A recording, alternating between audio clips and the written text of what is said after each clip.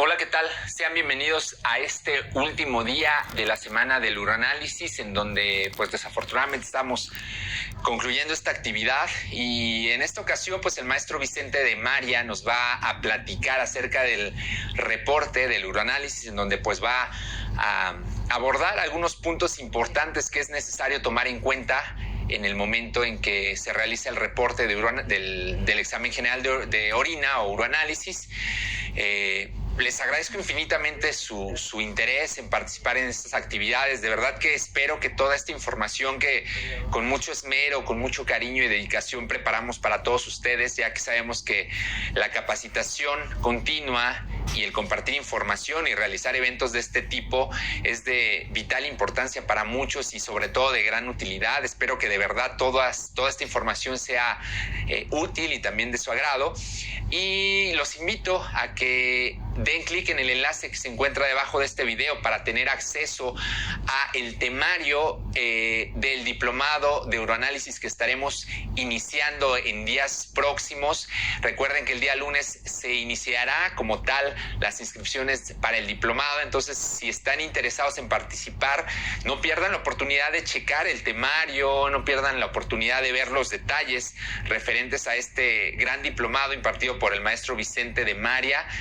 Ahí en este enlace también van a poder consultar así como el temario, como las instrucciones para inscribirse, los costos, quién está avalando este diplomado, etcétera. Entonces, cualquier duda que tengan, también de verdad que siéntanse toda la libertad y la confianza de mandarnos un correo, de comunicarse a la administración de EduLab para cualquier duda o cualquier información que ustedes requieran. Con toda confianza vamos a estar atentos para resolver cualquier inquietud.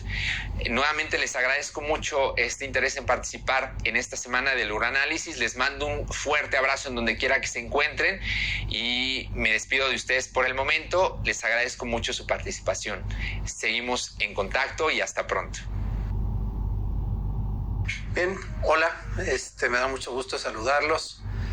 Vamos a platicar un ratito acerca de alguna de las partes de lo que conforma hacer un uroanálisis, y en este caso vamos a hablar un poco de la estandarización del informe, de que pues en realidad todos tenemos que actuar parecido, tenemos que informar parecido, y que ese informe además pues esté lo mejor racionalizado posible para que tenga utilidad para la salud de los pacientes, que es para lo que estamos.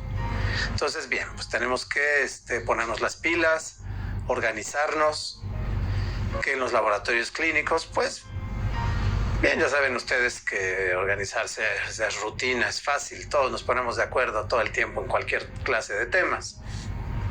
Pero bueno, hay que abrir un poquito la mente. Vamos arrastrando muchos años de ciertas costumbres en el laboratorio clínico en general, y el examen de orina, que pues bien, sí ha avanzado, desde luego la tecnología ha avanzado en el examen de la orina, pero pues ha ido llegando un poco después que en otros temas. Entonces, bien, como lo dice aquí en esta frase que le atribuyen al doctor Einstein, pues hay que abrir la mente, porque ahí lo del paracaídas es una comparación muy radical. Entonces, bien, vamos a informar el resultado de un examen de orina que se forma de estas tres partes. Es un examen macroscópico, un examen químico que vamos a hacer con tiras reactivas, y un examen microscópico, en donde lo ideal pues es tratar de basarnos en diferentes orígenes de bibliografía para tomar las decisiones, para saber qué tiene significado, cuál es su significado, qué debemos de informar y cómo informarlo, igualmente de cómo debemos de procesar. Entonces, pues realmente la recomendación es basarse en lineamientos, porque los libros de texto, que de hecho por ahí vamos a mencionar alguno, son necesarios, necesitamos aprender la parte básica de la ciencia desde luego, pero finalmente, ¿y cómo vamos a trabajar? Si vamos a basarnos en libros de texto, tienen que estar muy bien seleccionados. Es bastante más difícil el basarse en un libro de texto que es la opinión de un experto o de un autor. Entonces, mejor recurrir a los lineamientos que son editados por grupos de profesionales en ocasiones de todo el mundo, en ocasiones de una parte de nuestro planeta, o quizá de algún país que se destaca en algunos temas. Y entonces, bueno, pues veamos en cuanto al examen de la orina, hay algunos lineamientos que han aparecido en el paso de los años, de donde es muy sobresaliente y muy importante los lineamientos europeos para el uroanálisis que fueron publicados en una revista escandinava de investigación sobre el laboratorio clínico, y que aquí nada más estamos mostrando cuál es la portada de la revista, y fueron publicados en el año 2000. Desde los mismos años existen lineamientos del entonces NSCLS, como lo conocíamos, o sea, el Comité Nacional para la Estandarización de los Laboratorios Clínicos en Estados Unidos, y que, bueno, pues tenían diferentes contenidos, diferentes personalidades. Los lineamientos europeos realmente se parecían a un libro de texto, tenían explicaciones, eran muy profundos. Los lineamientos del ahora CLSI, o sea, Instituto para los Estándares Clínicos y de Laboratorio, mucho más concretos a cómo se hacen las cosas. Entonces, de ahí, pues hay un cierto periodo en el que no habían aparecido mayormente lineamientos de ese nivel. De pronto, pues en España hay también ya hace algunos años, pero todavía se les puede considerar como válidos y recientes, lineamientos para la parte del sedimento urinario, en donde participan todas estas asociaciones de profesionales de laboratorio en España. Están basados en los europeos, son realmente muy buenos, muy claros, y tienen pues ya un poco de avance en algunos temas. También está el de la parte química, principalmente del examen de la orina. Toca todos los temas, pero es muy amplio en el énfasis a la parte química. Tenemos lineamientos que se han editado en Italia por personajes muy importantes, dentro de los cuales está el doctor Giovanni Fogazzi, que es autor de los lineamientos europeos. Tienen muy importantes aportaciones en varios de los temas. Y lo más reciente que ha salido, muy satisfactorio, muy útil, son los lineamientos japoneses que salieron en el año 2017, son los más recientes, están todavía fresquecitos para los periodos de tiempo que suelen cubrir este tipo de materiales directivos, pues. Y entonces, pues toca todos los temas, toca la parte química, la preparación del paciente, son muy concretos, bastante explícitos y muy buenos en cuanto a imágenes. En la parte microscópica son bastante amplios. Entonces, todos esos son lineamientos literalmente para el uroanálisis. En el lineamiento japonés sí se tocan los temas de las células, tanto normales como anormales, un poco más profundamente que en todos los demás lineamientos. Son bastante más amplios en todos esos temas microscópicos. Y bueno, definitivamente no podemos pasar de alto si queremos hacer las cosas bien hechas y ayudar a los laboratorios y a los pacientes, el considerar que pues hay algunos temas a los que no les podemos dar la espalda, porque todos los días en los exámenes de orina el profesional de la salud que tiene contacto, el que ve las lesiones tempranas, las lesiones a tiempo, en cuanto a las células, a la función de los glomérulos, al estado inflamatorio, pues en realidad somos los laboratorios. Porque aunque teóricamente el diagnóstico citológico lo hagan los citólogos y los patólogos, en realidad los laboratorios clínicos somos los que tenemos el primer contacto con las muestras rutinariamente y en muchas ocasiones como un hallazgo sin saber que había algún problema de salud. Entonces, es importante además para estandarizar que tengamos en cuenta la morfología y la nomenclatura totalmente de parte de los especialistas de cada una de las áreas. No podemos pasar por alto, aunque los lineamientos para uranálisis incluyen muchas recomendaciones, el tener un microbiólogo cerca, el tener bacteriólogos, el poder consultar un parasitólogo, siempre es importante. Entonces, en cuanto a la citología urinaria, hay un sistema de reporte muy reciente, el sistema París, que vale la pena que lo tengamos en cuenta, porque de lo que se trata con las neoplasias es de prevenir que los pacientes no lleguen al momento en el que pues ya no tengan las expectativas ni el pronóstico de poder regresar a un estado de salud que les permita tener una vida normal, de la longitud, de la duración normal y con una calidad normal de vida. Y bien, les decía, pues también de pronto hay algunos libros muy importantes. Aquí pusimos como un ejemplo el del doctor Fogassi. Es un libro excelente, con excelentes imágenes, con una parte teórica pues realmente de primera, porque es uno de esos maestros que nos han enseñado en todo el mundo a hacer exámenes de orina bien hechos en los últimos aproximadamente 40 años, junto con el doctor Fernando Dalet, el doctor Daudón por parte de la cristaluria. Y bueno, hay una serie de investigadores en las universidades que si uno recurre a la bibliografía científica con frecuencia, pues los va a encontrar repetidamente. Pero de cara al público, a los libros de texto y a la enseñanza, pues ellos han sido muy importantes.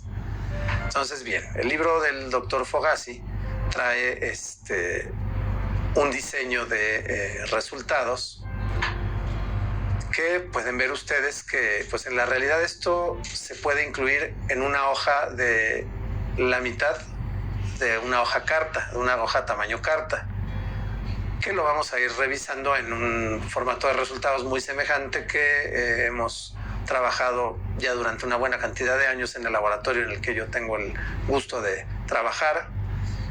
Y que bueno, pues obviamente la organización de la hoja es bastante parecida. Hay partes de aquí que tomamos como un ejemplo, otras partes que agregamos nosotros, basándonos en tratar de que se cumpla con los lineamientos. Y de pronto uno puede encontrar algunos detalles un tanto más específicos. Por ejemplo, aquí puse una parte de una página del formato de reporte de los lineamientos japoneses. Y entonces, bueno, aquí está mencionando a los leucocitos y a los eritrocitos, cómo se les podría informar cuando uno está trabajando por campo, o sea, leucocitos por campo, no digamos leucocitos por volumen, que lo reportáramos por microlitro. Y entonces se ocupen intervalos que tienen un significado clínico. Que bueno, nosotros teníamos nuestro formato pues ya hace arriba de unos 15 años, quizá como 20 años. Y nosotros realmente seguíamos esa recomendación de usar intervalos que tengan utilidad clínica, que con una lectura sencilla y rápida el médico que va a interpretar ese resultado para el paciente lo pueda leer, entender y reproducir, estuviera en esos intervalos, y a nosotros nos los aconsejó un patólogo clínico hace una buena cantidad de años. Entonces, vamos entrando a los exámenes. Vamos a asomarnos primero al macroscópico,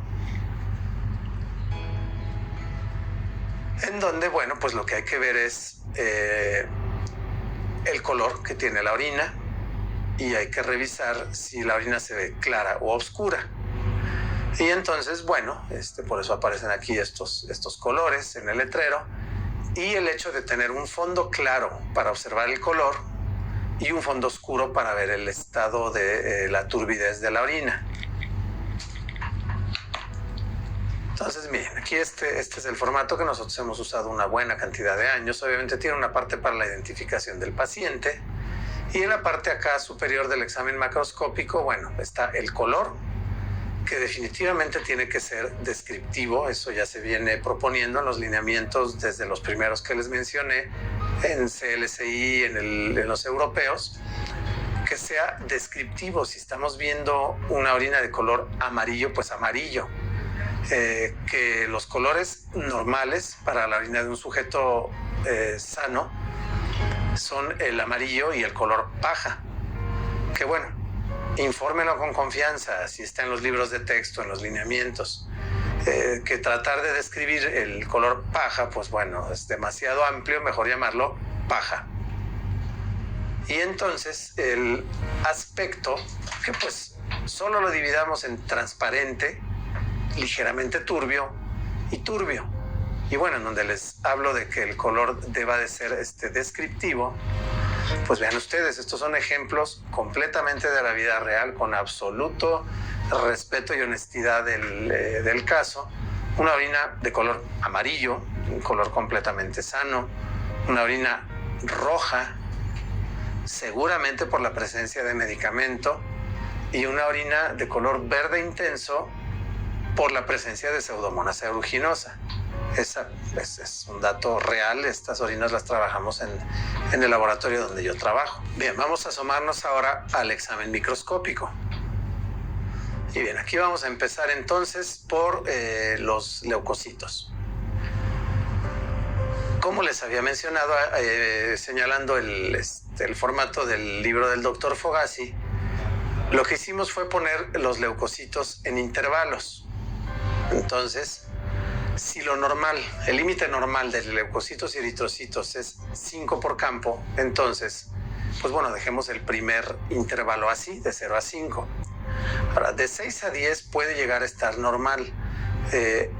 Juzgando con todo lo demás que hay en el resultado, con el estado clínico del paciente, el médico tiene que interpretar, puede seguir siendo normal y no preocupar mayormente.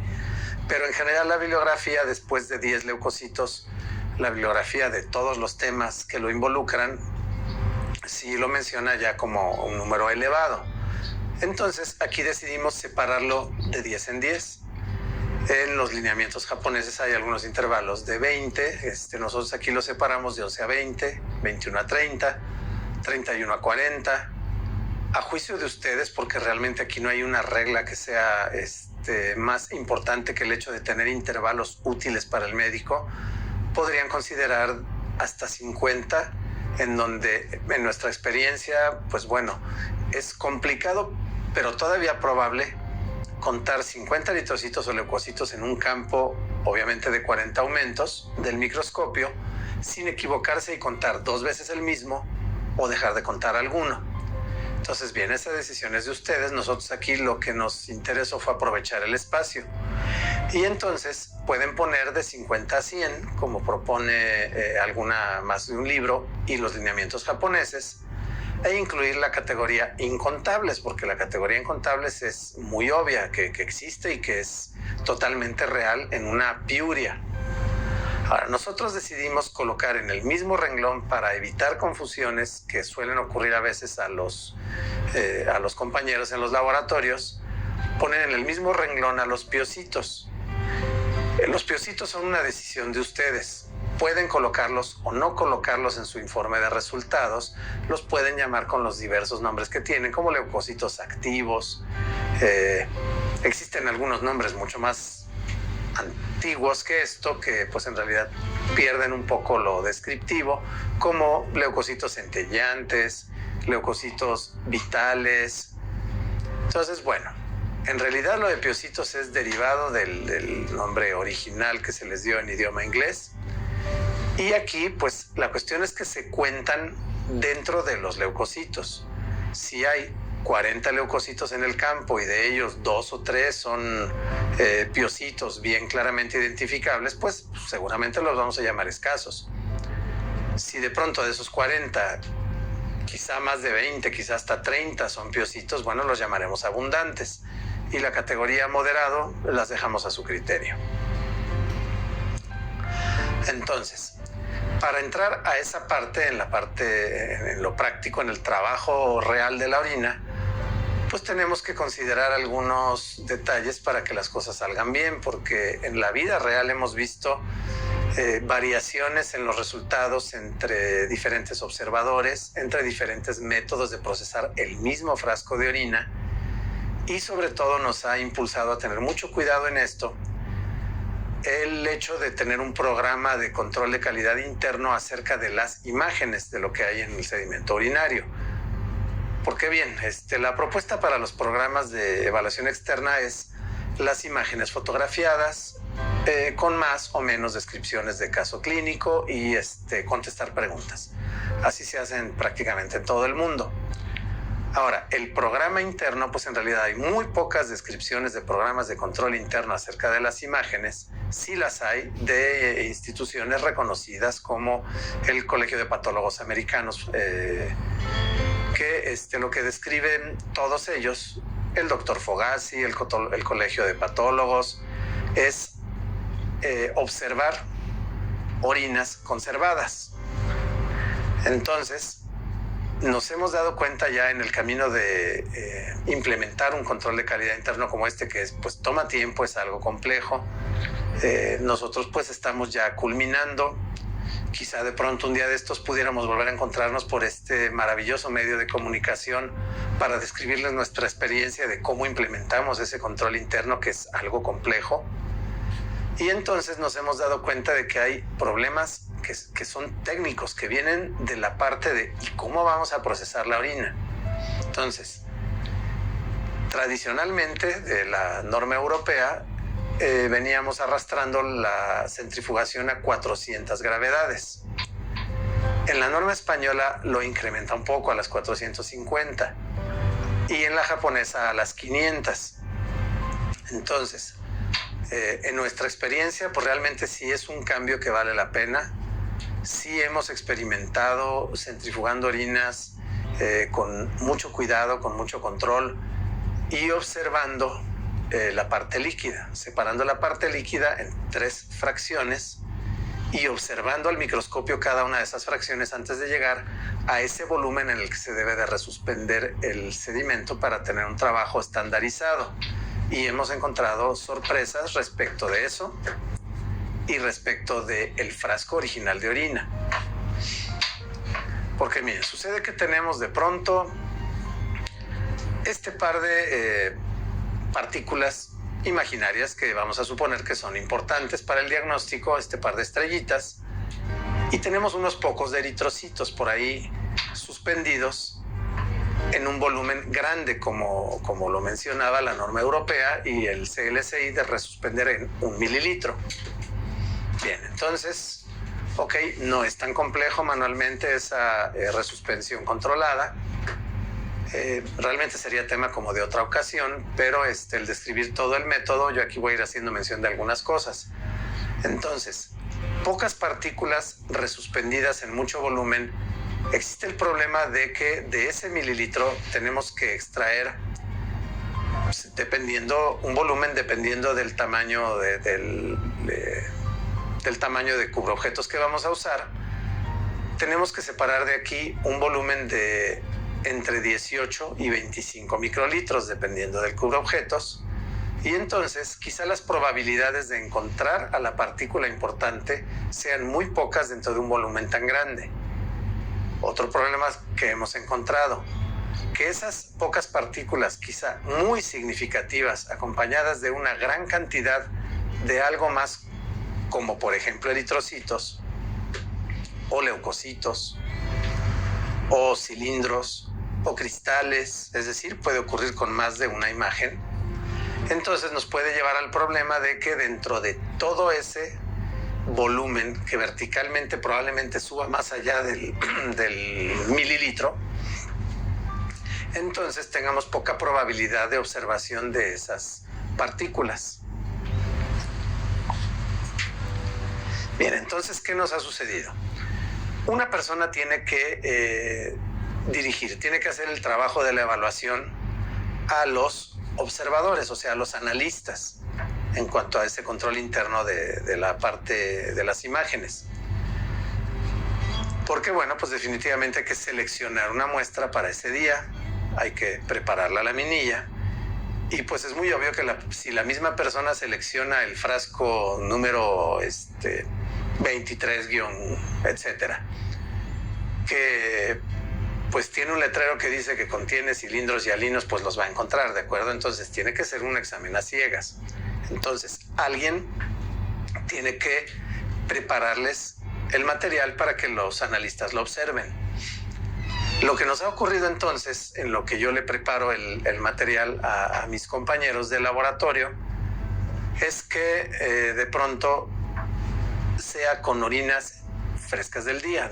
Lo hemos empezado a experimentar con orinas del día, la conservación del sedimento, pues realmente ya hemos concluido muchos de los detalles, pero resulta con que me encuentro algunas imágenes que ellos no informaron, y pues en realidad estamos hablando de personas muy expertas que pues realmente son muy confiables. Y entonces me asomo yo a ver la laminilla que ellos observaron, y bien, pues la gran sorpresa es que ahí no está. Gracias. Entonces, se tiene que resolver. Primero hay que averiguar y por qué nos está sucediendo eso. Entonces, nos hemos encontrado con lo que se ve en esta imagen. De pronto, una gran cantidad de algo repetido, como les decía, probablemente eritrocitos, y una baja cantidad de esas partículas que pueden ser muy significativas. Pongamos un ejemplo de la vida real. Algo que causa un sangrado abundante, de pronto una neoplasia, y que arroje una gran cantidad de células diagnosticables, no siempre, a veces son pocas, o es algún grupo de células muy significativo que nos va a dar el diagnóstico. Entonces sucede que estamos en el frasco original, de donde yo de pronto tomo un poco de sedimento del fondo con una pipeta exactamente la misma que usan los analistas, y en esa mayor área la cantidad de eritrocitos de pronto y se distribuyen, y tengo la oportunidad entonces de ver esas células o esos cristales o esa partícula que es importante para el diagnóstico, y que cuando ellos han centrifugado la muestra y está en una columna alta, ese gran volumen de eritrocitos no deja ver nada. Entonces, bueno, ese es uno de los problemas técnicos que tenemos que ir resolviendo, y que de pronto pues apegarnos a lo que dicen los lineamientos nos ha ayudado. En cuanto a los lineamientos japoneses, ha sucedido algo que nosotros pues ya estábamos intentando, ya habíamos cambiado en alguna medida, pero es mucho apoyo el hecho de que una institución importante de un país con recursos, con tecnología, con mucha ciencia, lo hayan estandarizado, y entonces el cambio sería de los 1000 mililitros de un mililitro, 1000 mililitros, ni siquiera los orinamos, perdón, de 1 mililitro de resuspensión del sedimento, disminuir ese volumen a 200 microlitros. Antes debía haber dicho 1000 microlitros, perdonen. Porque entonces en ese volumen más bajo, la posibilidad de encontrar la cercanía de las partículas significativas, tanto en una muestra que tiene muy pocas como en una muestra que tiene muchos eritrocitos, mejora mucho la situación. Entonces, bien, es una recomendación para todos nosotros. Los lineamientos que rigen en otros países, bien, no son una normatividad para nosotros, pero definitivamente sí nos ayudan a trabajar mejor y a trabajar uniformemente. Entonces, bien, pues de pronto vamos a encontrar leucocitos por ahí. Leucocitos de todos los tipos que pueden ustedes encontrar en sangre periférica, tanto en un sujeto sano como en un padecimiento hematológico. Entonces, bien, si encontramos polimorfonucleares que apunta hacia el infiltrado inflamatorio agudo, o sea, un proceso inflamatorio que se encuentra en una fase aguda, vamos a encontrar pues una gran cantidad de polimorfonucleares. Aquí nada más, aunque esta conferencia sea acerca de estandarizar el reporte, queremos de pronto un poquito de imagen para recordarles que las lobulaciones de los leucocitos en la orina en estado líquido, como la observamos, pues se ven redondos los lóbulos.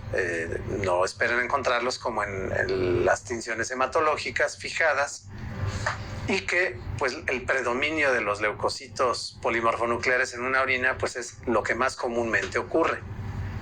Haciendo una breve referencia en un pequeño paréntesis de que en un líquido de una cavidad corporal lo normal es encontrar solamente linfocitos.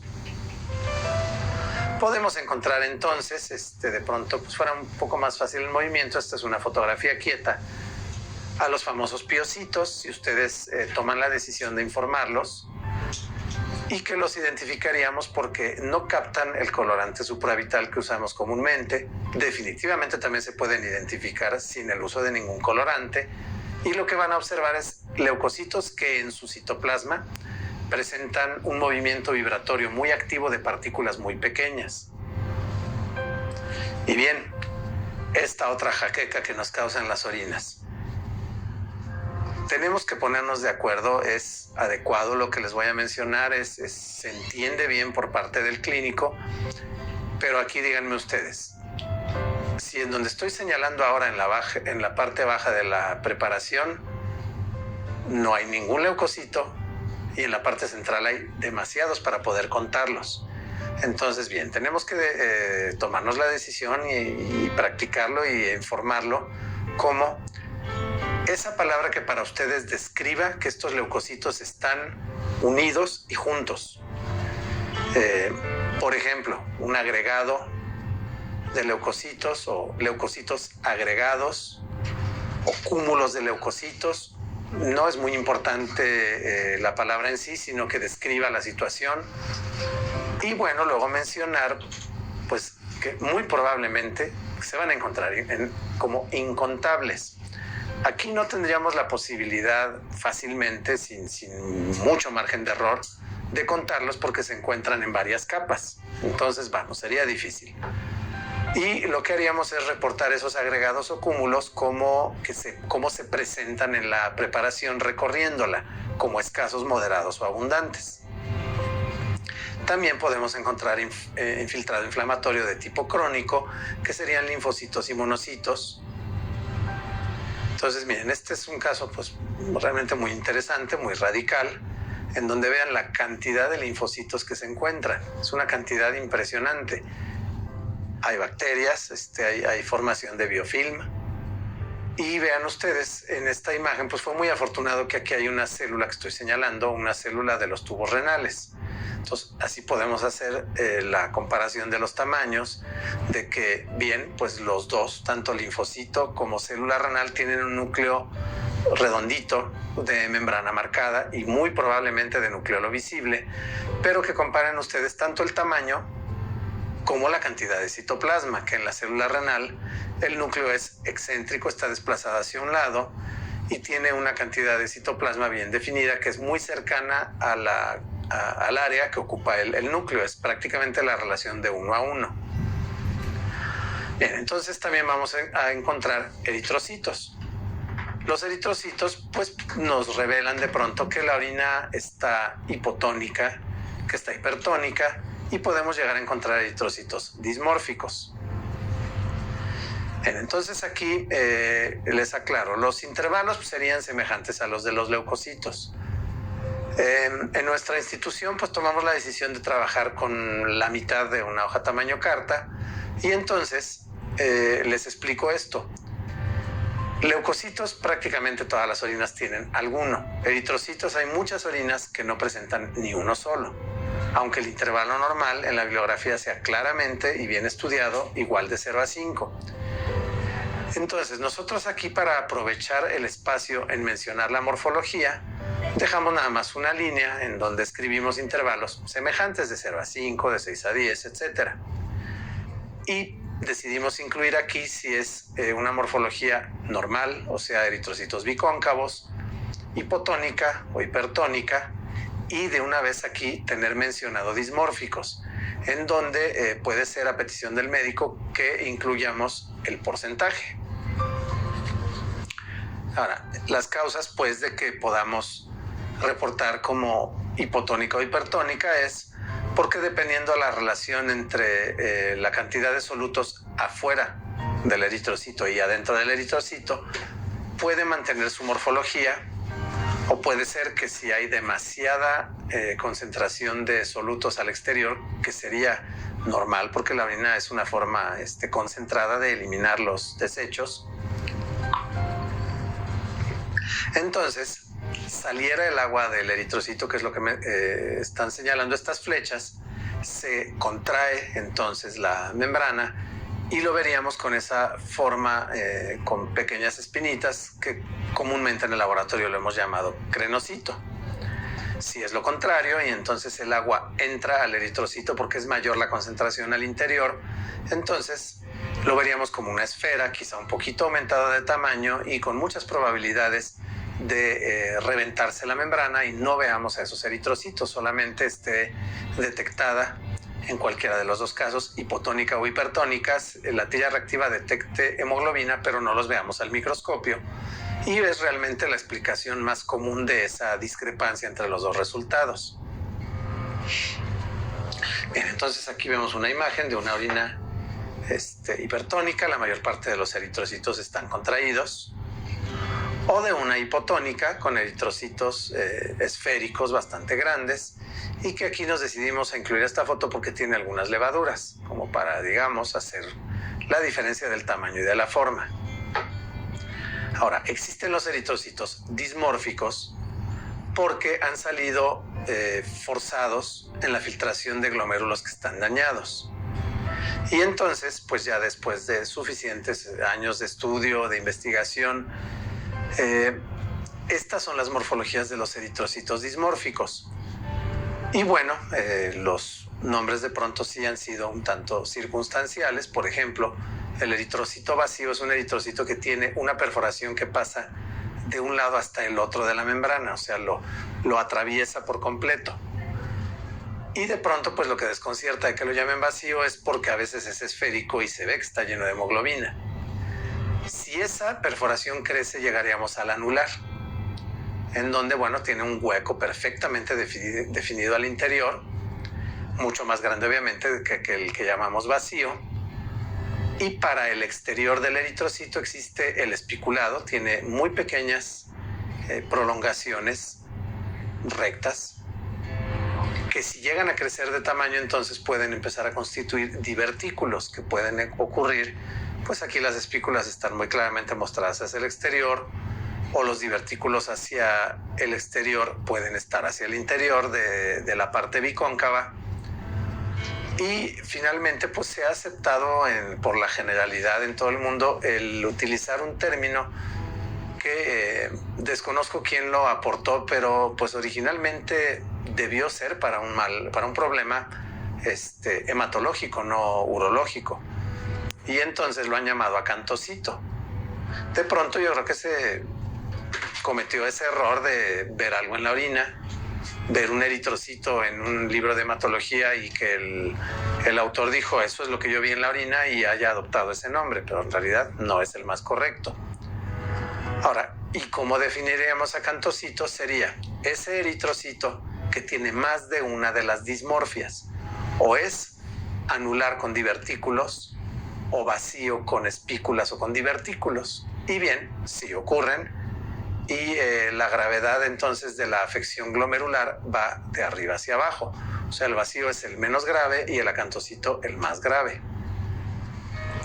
Y bien, aquí tenemos una fotografía en la que el mismo campo encontramos todos. Aquí tenemos un espiculado, tenemos eritrocitos vacíos, se ve de pronto cómo pasa la luz del microscopio por el centro. Hay con varios divertículos, con un divertículo que es menos grave, no lo mencionamos por ello, el anular, y pues más de uno lo podemos llamar acantocito porque tiene dos dismorfias distintas. Entonces, los que tienen un solo divertículo significan una sospecha de problema. Hay que buscar más eritrocitos que pudieran tener dos divertículos, y hay que verificar también cómo se encuentra en la tira reactiva las proteínas. Si llegamos a encontrar el eritrocito que tiene dos o más divertículos, entonces, bien, no queda la menor duda, es un eritrocito dismórfico. Ok, entonces, sigamos adelante, vamos a pasar a la parte de la celularidad. Y aquí sí quiero que ustedes respiren profundo, tranquilos, y como decía en una de las diapositivas, a ver, abran un poquito su mente. Sería muy importante que empezáramos por cambiar el término células epiteliales por celularidad. Si partimos del término celularidad, de lo que vamos a hablar es de qué cantidad de células hay cuando uno se asoma a poco aumento. en donde bien, las recomendaciones definitivamente de tanto autores de libros importantes como de lineamientos es revisar el sedimento urinario, primeramente toda la preparación con un objetivo de 10 aumentos del microscopio.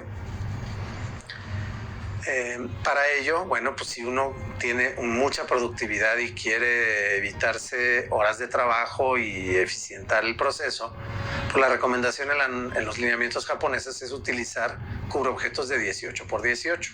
Y bueno, al paso de una gran cantidad de orinas que uno tenga que revisar en un turno de trabajo, finalmente acaba agradeciendo la reducción en el área. Entonces, empezaríamos por mencionarlo como celularidad y al asomarnos a poco aumento ver que hay pocas o muchas células. Entonces, a partir de ahí ya iríamos especificando. Bien, aquí de pronto hay muy pocas células epiteliales, pero la situación del paciente es realmente muy grave. Estas son células neoplásicas malignas de epitelio transicional, aunque haya muy pocas, pero es muy grave. Entonces, bien, vamos a nuestro informe de resultados. Aquí dice celularidad y hay que empezar por mencionar si se aprecia escasa, moderada o abundante. Y como lo dice la palabra, es una apreciación de ustedes. Pero ahora especificaríamos de qué origen. Escamoso, que se encuentra en la uretra o en el trígono en las mujeres, transicional en vejiga, uretres y pelvis renal y renal de los tubos renales. Nosotros tomamos la decisión de colocar aquí los 3 epitelios más frecuentes.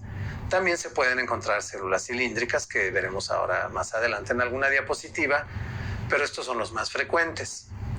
Y ahora, nuevamente, como les digo, a ver, tranquilos, respiren, tranquilos, profundo. Chequen esto.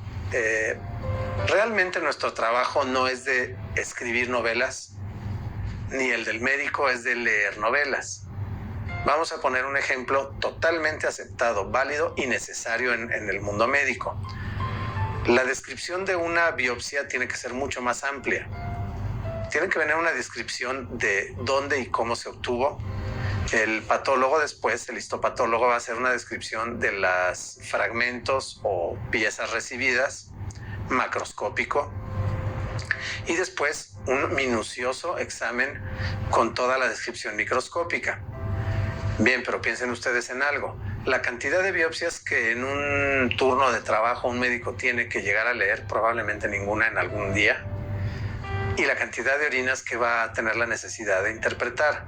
Entonces, la importancia de un informe de resultados como este es dar toda la información posible con poca inversión de tiempo nuestro, con muy poca inversión de tiempo de quien lee el resultado, pero con una información muy valiosa.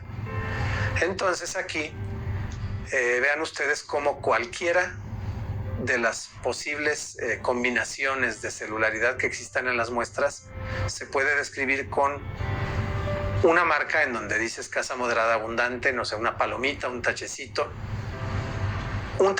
más acá abajo o quizá un par de palabras. Veamos ejemplos. La celularidad normal es escasa de epitelio escamoso, pero podemos encontrar una celularidad moderada en donde le escribiéramos acá abajo escamoso predomina, transicional escaso. Puede ser así. O que de pronto la celularidad esté abundante solamente de epitelio escamoso, bien, eso hay que interpretarlo, o escasa, como en el anterior, transicional, y va a haber que acabar haciendo una observación acá abajo. Bien, entonces, ¿qué vamos a encontrar ahí? Epitelio plano estratificado, que son células que en la base tienen un volumen, las células basales, en la medida que van madurando y creciendo se aplanan y se extienden. Por consiguiente, su núcleo se va haciendo cada vez más pequeño y el de las células superficiales literalmente lo llamamos picnótico porque es un puntito. Podemos encontrar cualquiera de las capas de células. En general, lo único que vamos a mencionar es epitelio escamoso, epitelio plano estratificado, que responde a determinadas situaciones como por ejemplo el estímulo hormonal. En los pacientes de sexo femenino, la descamación de las células depende del ciclo hormonal. en la etapa de vida reproductiva. Al inicio de los ciclos va a haber solamente células de la base, estas dos. En la medida que va pasando la fase estrogénica y se va desarrollando todo el epitelio, va a haber primero intermedias, después todas las capas, o sea, va a haber superficiales. Alrededor de la ovulación se van a descamar una buena cantidad de células superficiales y después se va a regresar en la segunda fase del ciclo, en la fase progestacional, a las células intermedias. Va a llegar el momento en el que si no hubo un embarazo se descamen todas y empiece de nuevo. Nos brincamos de una vez al epitelio transicional, que también es un epitelio formado por varias capas. Si es el epitelio transicional que encontramos en la pelvis renal y los uréteres, tiene menos capas. Encontraríamos células, las de la base, todas son iguales en las tres regiones anatómicas en donde está el epitelio transicional, que es pelvis renal, uréteres y vejiga, y un poquito de pronto en la uretra masculina. Las células de la base son células con muy poquito citoplasma, que está rodeando a un núcleo ovalado, que eso es producto de la forma que tiene el citoplasma, pero que tienen una prolongación que se ve como el mango de una raqueta, y que es la parte del citoplasma con la que se fijan o se unen en la membrana basal o matriz extracelular, como quieran llamarlo, que después van a madurar a células de la superficie en esas dos regiones, que son células bastante geométricas, con 5 o 6 lados, o sea, hexagonales o de 5 lados, y con un núcleo que entonces, al tener más citoplasma, puede extenderse, se ve más redondeado. En todas las capas tiene una membrana nuclear gruesa, bien visible, cromatina en general grumosa y con el nucleolo visible. Ahora, si es la vejiga, va a tener que soportar a la orina durante varias horas. Entonces, la orina, que es un producto de desecho, que es un líquido muy concentrado y que contendría sustancias probablemente tóxicas tanto a esas células como a otras partes del organismo y se deben eliminar, pero van a estar muy concentradas, probablemente más de 90 veces de lo que se filtró es lo que se concentra. Y entonces es necesario resistir la osmolaridad de ese líquido, la presencia de sustancias tóxicas, y entonces dos células intermedias unen su citoplasma para formar una célula que en la vejiga es la célula superficial, que la han llamado los autores de los libros de histología célula sombrilla por la forma que tienen, cubriendo a dos células inferiores y una cierta curvatura en la parte superior. Bien, entonces todas estas células se pueden encontrar descamadas en la orina, con la aclaración de que el único epitelio que aparece en un sujeto completamente sano es el plano estratificado o el escamoso. Si encontramos epitelio transicional, pues hay alguna causa para ello, probablemente una irritación superficial, una infección, paso de algo sólido como cristales. Y entonces, si acaso ustedes observaron en el informe de resultados del Dr. Fogassi, tiene separados células intermedias y superficiales de células de la base, porque si queda expuesto a que se descamen grandes cantidades de células basales, es muy probable entonces que esté ulcerado, que esté acompañado de eritrocitos y que sea muy necesaria la participación más rápida en resolver ese problema antes de hacer una cistitis hemorrágica mucho más complicada de resolver y mucho más invalidante y dolorosa para el paciente. Nos subimos a los tubos renales y encontramos entonces un epitelio cúbico simple con células que se descaman y se ven entonces esféricas. Aquí estamos viendo una célula renal muy clara su morfología, muy bonita la célula, una célula esférica con un núcleo también redondito, excéntrico, con la relación, como les decía, entre cuánto ocupa el núcleo y el citoplasma, como de 1 a 1, o sea, proporciones iguales, y con un nucleolo visible muy claro, muy bien definido. Entonces, estas células pueden ser un poquito menores si son del tubo proximal y un poquito mayores si son del distal, con diferencias probablemente como de 18 a 25 micras de diámetro. Son un poco mayores que los leucocitos. Aquí la estamos viendo junto a algunos piocitos. Y como les decía, no incluimos en el informe de resultados al epitelio cilíndrico porque ocurre muchísimas menos ocasiones que podamos observarlo. Son células literalmente con una forma cilíndrica, que tienen un núcleo ovalado, un citoplasma que, si lo vemos en el microscopio, las células colocadas en forma horizontal porque se acuestan en la laminilla, veríamos un citoplasma rectangular y un poquito de citoplasma por debajo de ese núcleo ovalado, de características muy semejantes al transicional porque tiene la membrana nuclear visible, la cromatina grumosa y el nucleolo bien visible, un poquito de citoplasma con el que se pegan a la membrana basal. Entonces, bien, aquí estamos viendo esa morfología muy clara y un poquito de células de epitelio plano estratificado y una buena cantidad de leucocitos.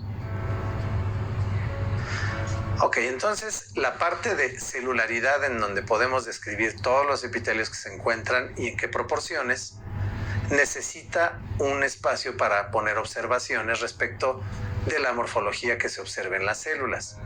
Porque de pronto las células pueden estar en su tamaño normal, transicionales basales, intermedias, superficiales, o pueden estar con cambios inflamatorios, pueden estar extremadamente grandes, con probablemente más de 2 núcleos, como es normal en las superficiales, con núcleos grandes, deformes, cromatinas distintas, núcleolos demasiado grandes.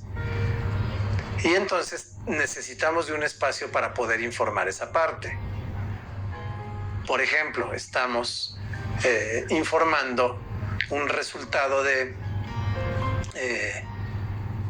células abundantes de epitelio plano estratificado normales, una cantidad moderada de células transicionales con cambios inflamatorios, o podemos ya ver formaciones celulares que nos sugieran algo peor. Entonces, bien, debemos de poder informar los cambios inflamatorios o, por ejemplo, las formaciones tridimensionales de células.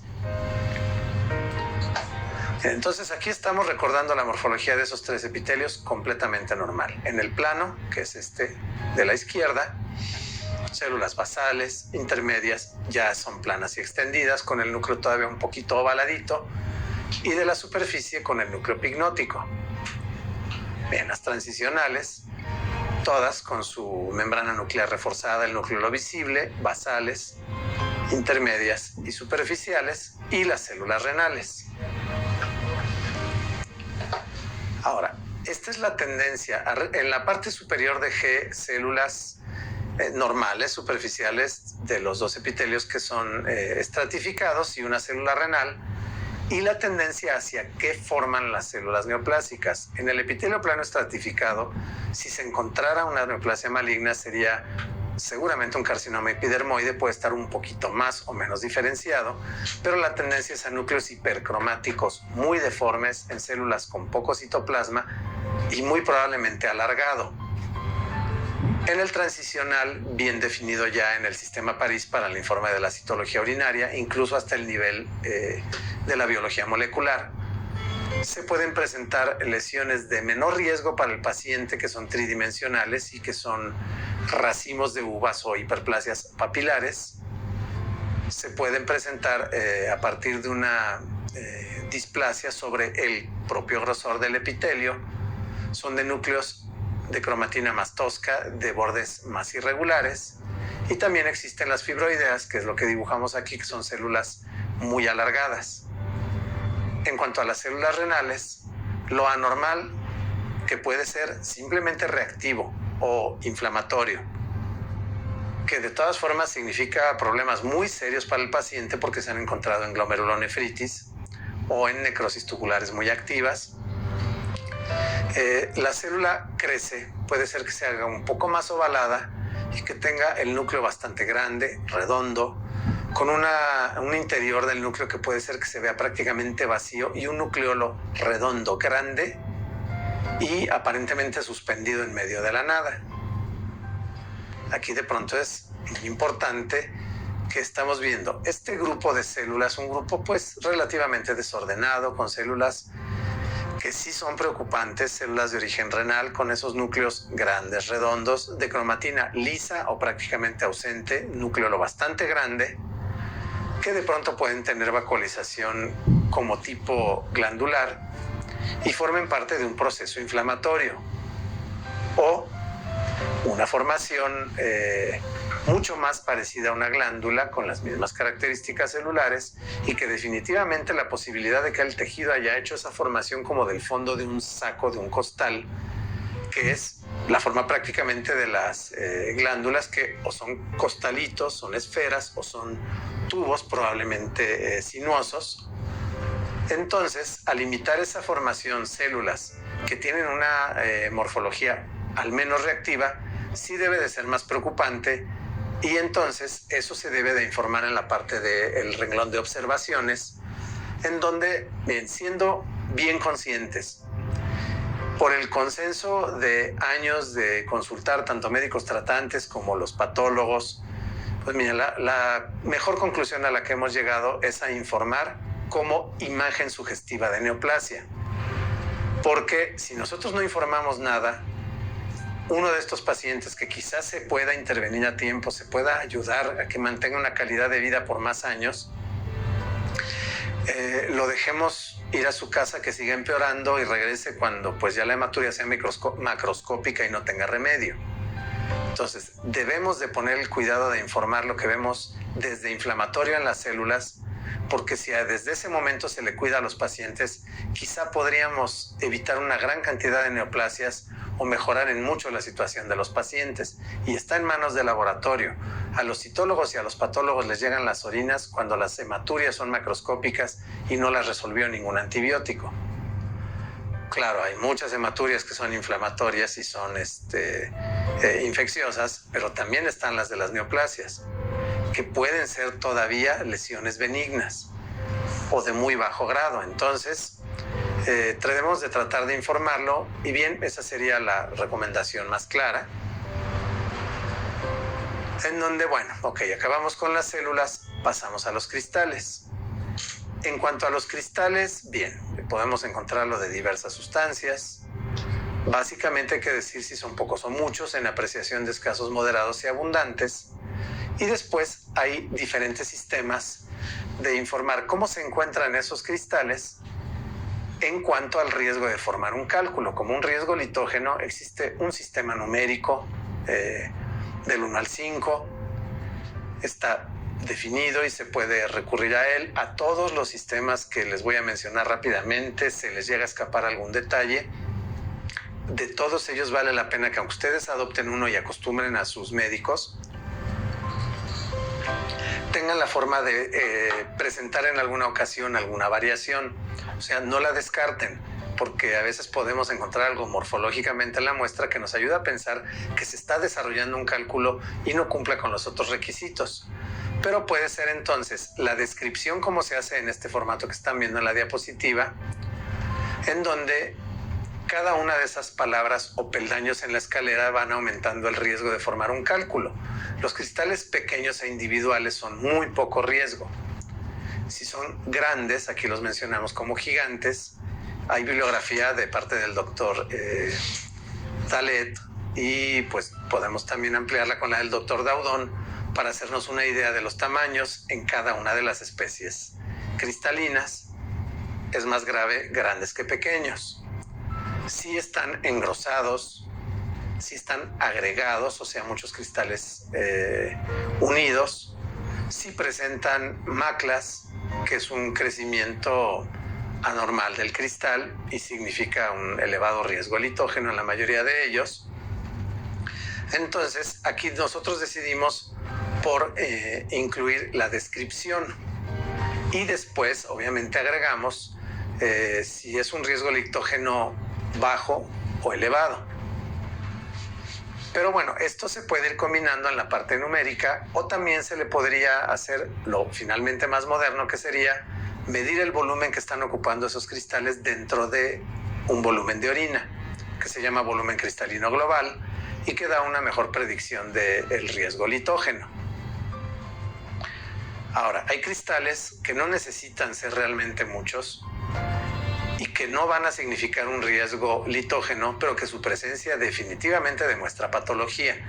Yo aquí, por razones del tiempo con el que contamos, puse el de colesterol, porque si encontramos cristales de colesterol, pues definitivamente hay un daño renal bastante considerable. Forma parte seguramente de un síndrome nefrótico, en donde pues están ocupándose lipoproteínas para tratar de mantener la osmolaridad de la circulación sanguínea por parte del hígado, porque un daño renal severo está perdiendo tanta albúmina que ya no hay manera de restituirla.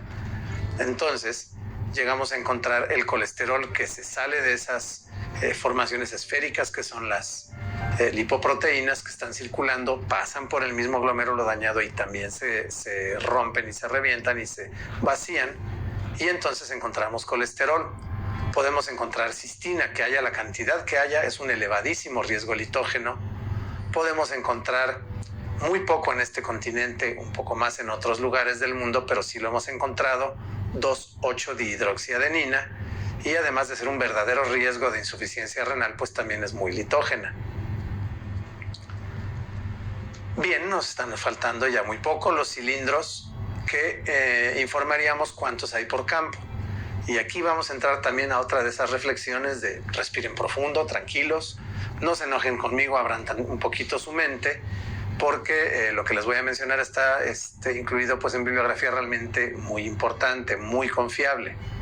Pero miren esta fotografía. Está obtenida en el menor aumento posible del microscopio, en el de 2.5, y es un cilindro, como en muchas ocasiones, que no cabe ni siquiera en un campo de 10 aumentos. Hay muchos cilindros que no caben en un campo de 40 aumentos.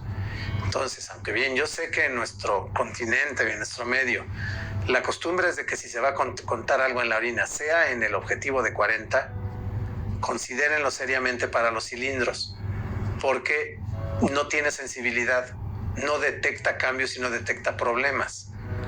Casi siempre hay 0 a 1 cilindro por campo.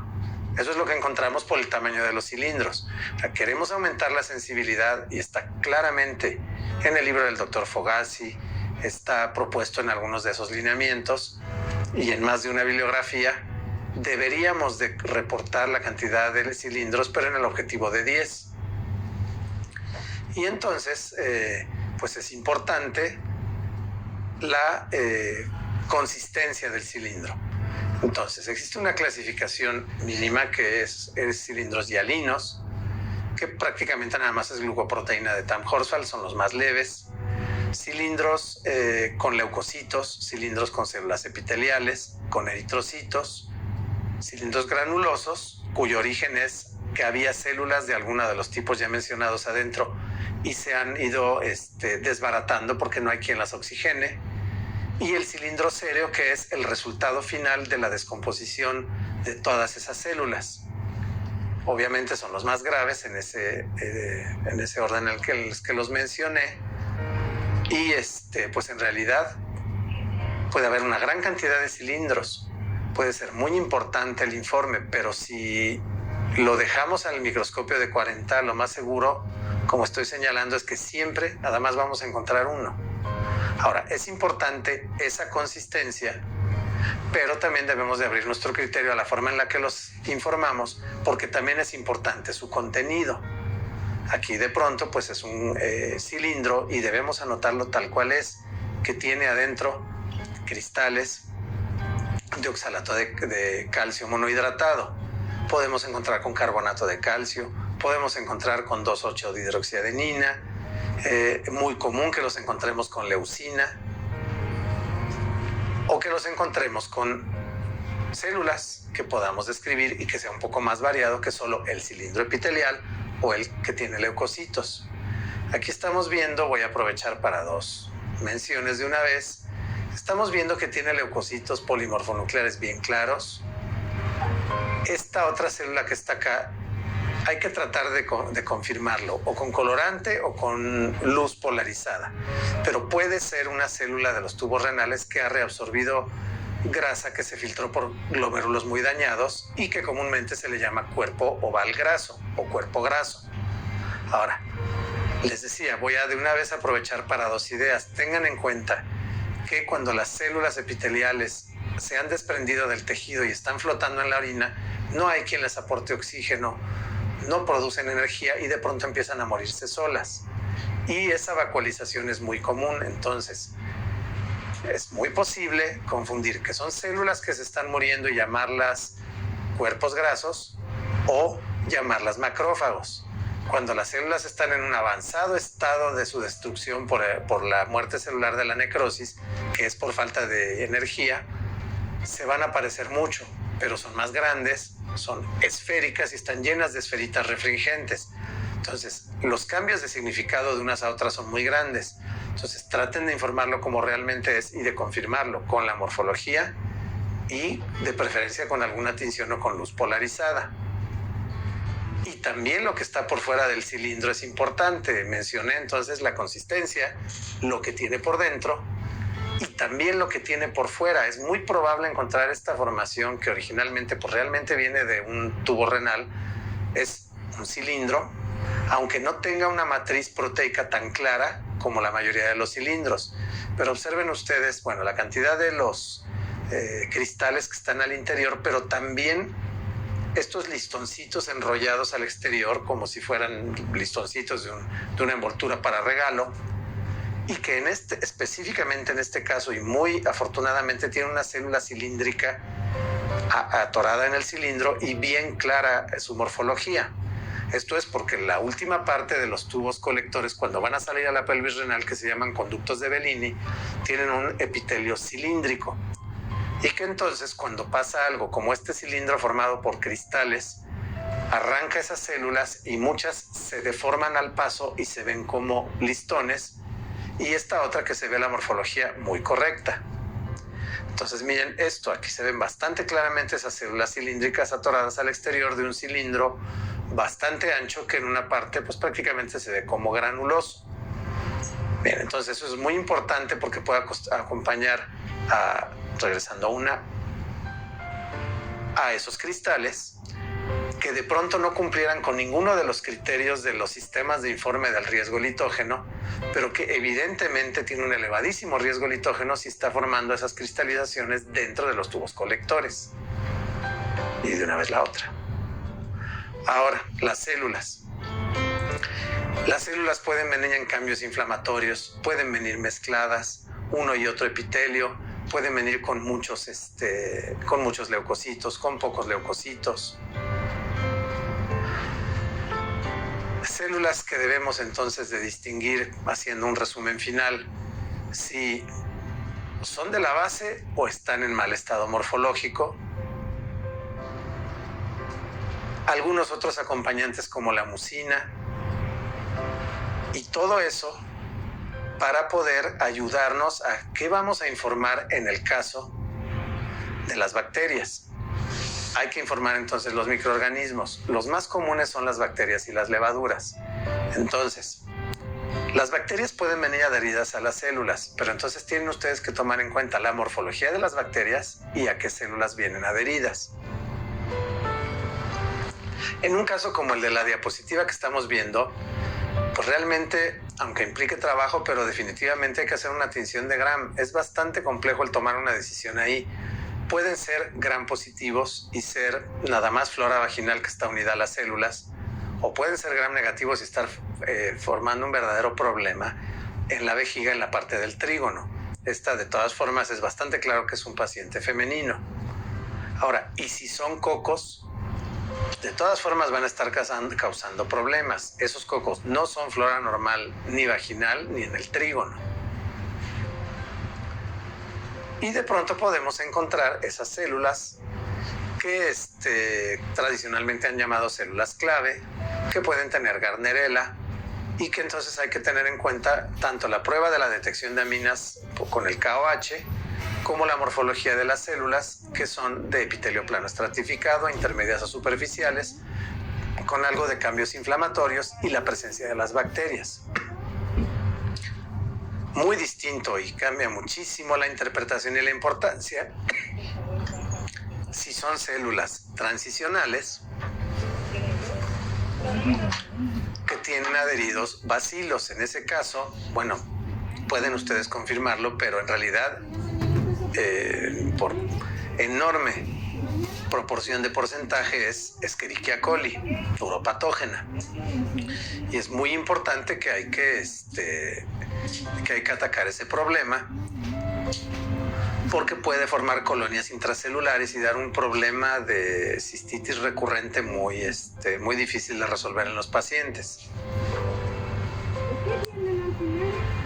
Ahora, no dejen de considerar de pronto este tipo de morfología en las bacterias, tanto el hecho de ser bacterias extremadamente largas como el de encontrar estas bacterias con ensanchamientos en cualquier parte, que significa que el antibiótico que está dándosele al paciente ha dañado la pared de la bacteria, pero no ha acabado totalmente de matar a las bacterias y de acabar con la infección. Entonces eso probablemente implica la necesidad de hacer un cultivo con un examen de antibiograma y ver si se puede detectar el problema.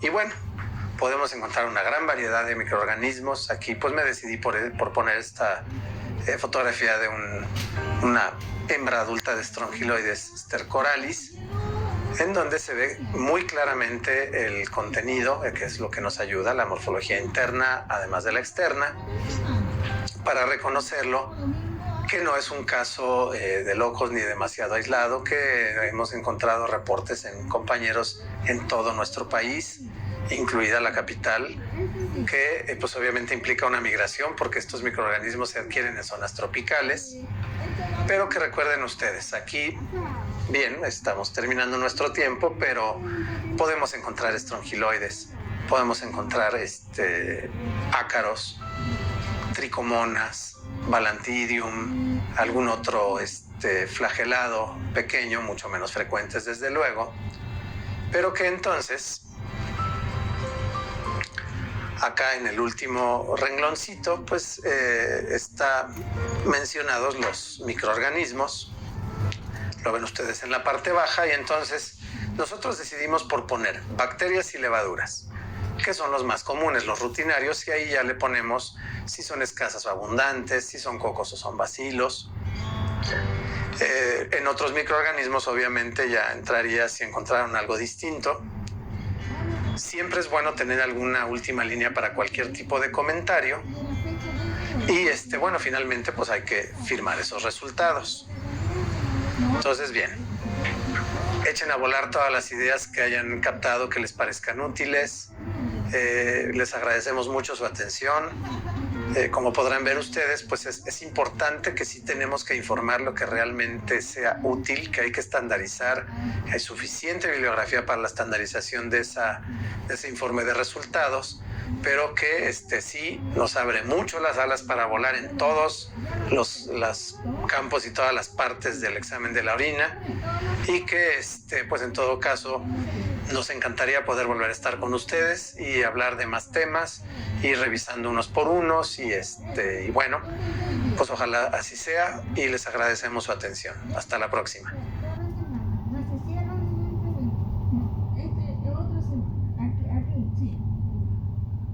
Yo la llamo a mi hija cuando me quedo.